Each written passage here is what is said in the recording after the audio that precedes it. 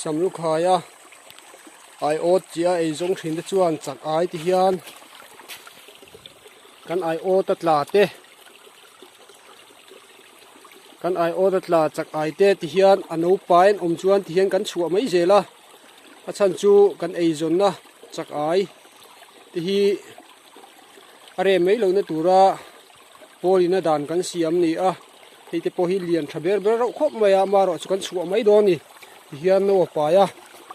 hian e ka hian lai hian kan chuanga huan adu na lam lama akal mai do ni ti khan pakhat chu kan chhuah ta kha so kal phei ngala ta hian pakhat ala oma pakhat hi kan la lenga hei po hi no pai bok ani a hei no pa ya pai pui kan chhuah vele mai do ni ti khan kan chhuah an du nam la thang kal ta ti khan kan chakai chhuah kha ti khan du ra wak bo ve mai thin ni so ta song kala tu ka so ti so wak ru ta mai thin ni